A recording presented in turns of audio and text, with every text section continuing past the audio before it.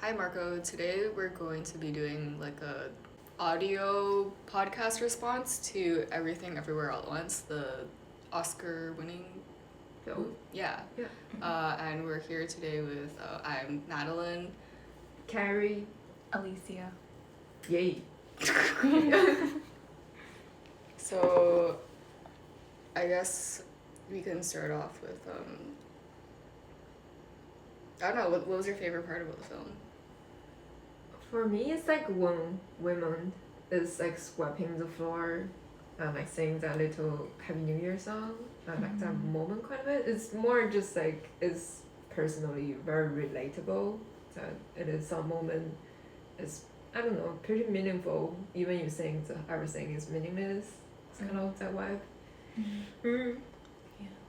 Yeah, I feel like Raymond's character was really relatable because I have like a grandpa who is like kind of a similar personality, like really goofy, and then I think instead of like looking down on goofy people, it's like we should think about why they're like that. It's maybe like a coping thing.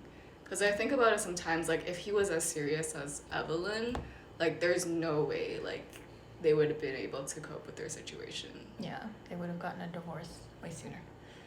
Yeah, sorry, go ahead, please. I don't know what I was gonna say. But what is your like favorite part of the I feel like I don't really have a favorite part, but it's just like the movie overall. I don't know. It's like the movies that make you feel have like very heightened emotions are like the ones that I really like. Yeah. They make me cry a lot. It's really good.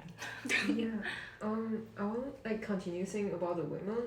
He is a really different character than a lot of male character in superhero movies.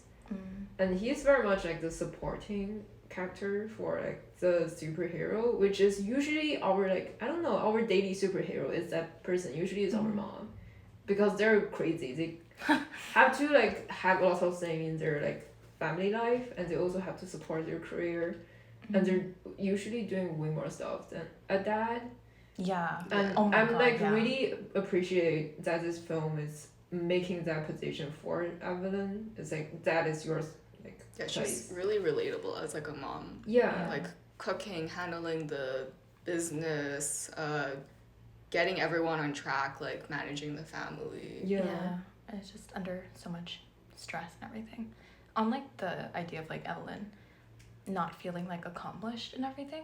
When I went back home recently, I was like talking to my mom, and I'm like, I don't know, like growing up, I was never open like with my mom because it was always like, oh, she's the authority figure. I just need to listen to her and do what she says. But now that I'm older, I'm like, I understand you more. And then we were kind of talking, and then she was like, she said like at around like 30 years old, she felt like she hadn't accomplished anything. So then I think that is kind of like after that she went back to school to study what she does now, just like hygiene, and then get a career. And she's pretty good at it, I think. As good as you can be as a hygienist. Yeah, I feel like you want to continue, but I will just add one more thing. I like really like in the film that Evelyn actually said to women, I see my life without you, and it's so much better. I really like that they actually made that point because it is true. It's also at the very end, even all the family issues seems to be like settled down a little bit. But like Evelyn also keep making the point. It's like maybe without like my husband and my daughter, I will be somewhere else and somewhere better. But at the end, I'm still choose to be here, and and it just it does tell you that. It does not like a lot of other Asian film. I feel like it's always pictured that the mother never think about what if I just live on as a single person and never really have a family. This one just give like critique on they can accomplish so many other things if they never get dragged into a marriage and stuff. I think about my parents like that. Yeah, me too. I think about my mom a lot as well. Same. Do you think like our generation is different about that now? Like we don't feel as bound by like cultural norms to like get in a family or definitely. like them stay together. Like about divorce and stuff. Like if you were Evelyn, would you leave? But like I don't know. I will never be Evelyn though. I will always be the Joy. You are the person who always keeps seeing Evelyn. You like experience her, I don't know, emotion. You're just like by side, like you're just like on the other side to see Evelyn. That's my case. Mhm. Yeah, but I cannot even imagine that I will be Evelyn and have to fight someone. I don't know. I have to always in that fighting mode. I don't feel like I'll be able to do it. Yeah, probably more like a woman. I'm also a woman. Yeah. I feel like if I was Evelyn in her situation though, I don't think I would Really? want a yeah, like I don't know. I don't think at that point that I would accept a divorce from Waymond. Does that make sense? Because it's like for so long you've sacrificed and your whole life is around your family, and to have that like break apart is, I don't know. It's like hard to accept, I guess. Yeah, and it's like I don't see at that point I wouldn't see a life without them.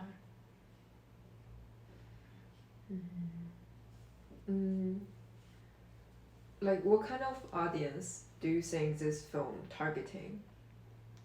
Immigrant? Well, definitely Children? because it's like an all like Chinese or like Asian. Asian cast. It's definitely like targeted towards like Asian Americans or Like immigrant Americans. yeah. Yeah. I would just want to share like a very fun fact. This film like in Taiwan and in Hong Kong and also in China. In China it's not like really like it's not in cinema. People watch it in funny ways, but they like having more like not like understanding of what is going on with the film, and they like critique that the film is just like a very simple story. It's just a very classic, nothing special kind of a family story, but it's like narrated in such a messy way, and they don't quite get it. And it made me feel so interesting because it is very much a film about like Asian like Americans. Like you have to be in that country and you have to be in that norm and you will understand the film. If you never leave your like country and your culture and your hometown, then you wouldn't have the feeling of like Evelyn and or Joy or even women. It's very interesting. And like the whole like idea of like universe, what if you didn't make that choice and like make another choice, stay in Hong Kong and didn't like leave and stuff? It's for like immigrant, it's so like interesting. It's like it is like different universe if, from like your own country to another country. If you like you make a change and you now step into another universe, you make a what's it called, jumping pad. Oh yeah, I agree. Yeah. Yeah, I think about that too, cause like I have relatives in Asia and I like visit them, and it's a bit of a culture shock, cause I was like, what if my parents didn't leave like Hong Kong or Malaysia? Like this would have been my life, and it's so different, and I find it hard to imagine what it would be like, cause everything would change. I probably wouldn't go to art school and stuff like that. So Yeah. How do you guys like see the whole like idea of being like Asian, like in I don't know, North America? I don't know. I feel like it's kind of a big part of the film, and also even the actress in the film are very different. But like people, unlike the Oscar stage, you will know that they are being seen as a whole image as Asian. But even just say the women actor, who is his name? Ke Hui Kwan? Ke Hui Kwan and like the Michelle Yeoh, if you just see them as individual very separately, they're very different human. And like not human, they're very different like Career-wise, they've had. they're career-wise different, and also if you think in a social class way, Michelle Yeoh, her family is really like, I think, I don't quite know, but her background is really like rich and wealthy, and which for Ke Hui Kwan is he was a refugee, right? Yeah. He was in a concentration camp Oh a year. But yeah, like, but I feel like a lot of film like Everything Everywhere All at Once, and like I didn't watch it, but it's a Crazy Rich Asian. It's like a fusion of everybody. As long as you are a Yeah. Asian, You can somehow relate to it. yeah, or you are just being presented. Like, even you don't agree. Let's say even you don't agree that you are a Asian American or something, but like you are already there. And even you don't agree it, Oscar will see you as one of them, and because it's I find it very funny. Let's say if there's a person on the street being racist to Asian, they're already racist. They wouldn't know if you're Korean, you're Chinese, you're Vietnamese, or anyone. They just see you as an Asian and they will hate you. And otherwise, it's also the same. It's like, yeah, it's like in America, you're just having this kind of picture that you automatically belong to, which I find interesting. So like they only see you as your race and they ignore like everything about like maybe like the background or things that would distinguish you from like other Asian people. Yeah, it's also like a character. I don't think it's a bad thing because I feel like it's almost like American thing. You can never go back to that like particular that culture that you're from. Like even in the Everything Everywhere All at Once, they're speaking English, they're speaking Cantonese, and they're speaking Mandarin. And I think it's when Madeline speak to Gong Gong, she speak Cantonese, and when Madeline speak to her husband, she speak Mandarin. And when she speak to her daughter, and she will speak English. Yeah, and it just kind of, yeah, I feel like Asian kind of culture and Asian like ethnic or something in America is just kind of confused, but it's also a beauty of it. Yeah. I feel like, I don't know, I somewhat have like the benefit growing up, like even though my parents aren't from here, but I grew up in like a very Asian community, so I never really had the feeling of like otherness growing up. But I guess like when I do leave outside that bubble, then I do feel like a little scared, because I'm like, I don't know other people's opinions and everything. How did you feel like moving to Oakville? 'Cause it's definitely like there's a lot less Asians here. Yeah, I don't know. I mean, even moving here, I'm still in a bubble, because it's like the school is quite like diverse, and there are, you know, a lot of Asian people at the school, and I don't really go outside. I don't go outside. I see. It's like, yeah, but I mean, I can definitely feel it here. Like otherness.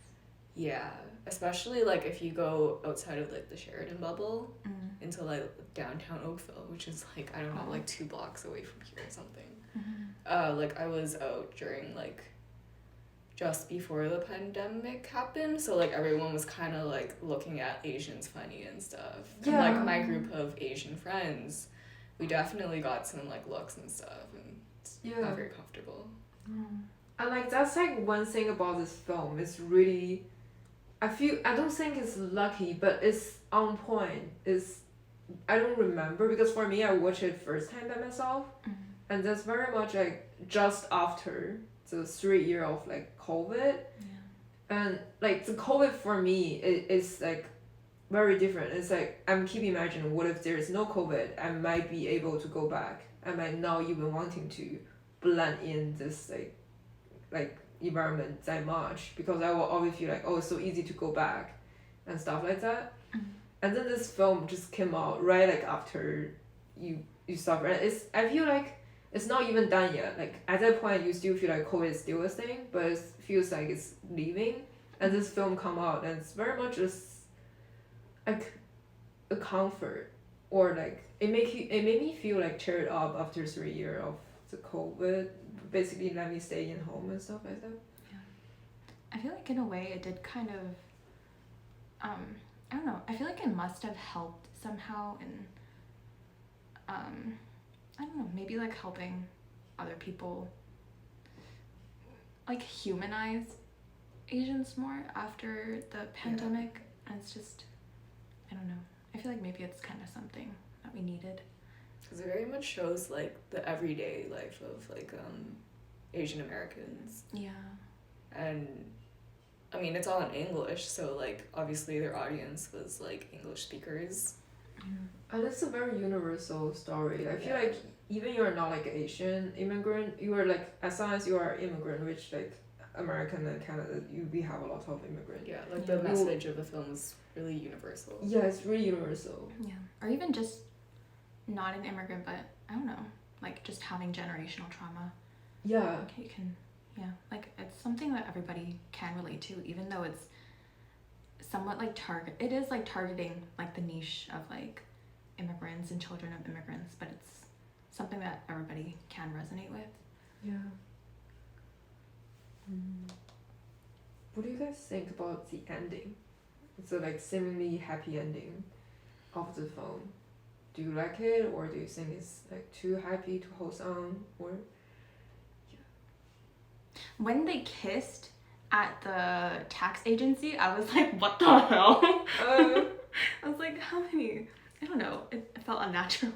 Yeah. Yeah, I don't know. I can't. After all that like stress, I can't imagine them being like affectionate with each other, even like leading up to it. But also Yeah. maybe it's because like in my parents are, you know, romantic. Yeah, so. yeah, I does see that. So when I see them kids, I was thinking I asked a little bit to like, I don't know, ideal or romantic. But it is like for the film wise, like only thinking about the film, it is a good like callback to the beginning. Like women was like also in the tax building, and he see like the old couple. Yeah, I feel like only thinking about the content of the film is a good touch. But if like me relate to my family, it's like that sounds a little bit too realistic. Yeah. No, too not realistic. Too Unrealistic. ideal. Yeah. Yeah. And yeah, go ahead. I don't really remember the ending. Ending is daughter screamed and cried for like because the mom accepting her as a gay daughter, and also Tao Gong Gong about that. I feel like it's idealized for a movie. I mean, I guess it's fine for ending. I felt like the wholesome ending was nice, but like not representative of reality. Yeah. But it's a film. It doesn't have to be real. Yeah. So I was satisfied with the ending. I'm almost like after 3 of COVID, I want that ending. Mm-hmm. I want like to see the like possibility of maybe one day, like the mom can understand. Oh, my daughter just as same as I am, and maybe one day like the biggest problem, which is the patriarchy of I don't know the like gong gong, which represents that, can also change. I feel like even like the mother changed, the gong gong will never change. That's like how I feel like in reality. But yeah, for a film, I almost want that. I want to see that. But another thing I really like about the ending is the daughters keep like saying all the good feeling will gone. It is just temporary. And like they did mention that it's not really like a wholesome ending. It's more just like they move one step forward. They probably start to see there are like some meaning in their everyday life. They didn't fall into the bagel, which is good. And the thing like the bagel is so mysterious and it's so giant, and it's something like fancily designed in the film. And it's like black outside and hollow or white inside. And as a googly eye, it's the opposite of it. It's like a white circle on the outside and like a black inside. And it's cheap and it's plastic and it's everywhere. It's also like the reality. It's like those kind of small little moment. Maybe you eat ramen with your friends. Maybe your mom told a really silly joke or made a silly mistake. Those kind of moments. You start to giving meaning to them, and then you will ignore the bagel, which is everything that matters. I feel like this is a good metaphor, and it's good. It's so cool that they having that kind of imagery in it. I think that should be the end, right? We've gone on for pretty long. Yeah, I think that would be good. Bye, Marco. Bye bye.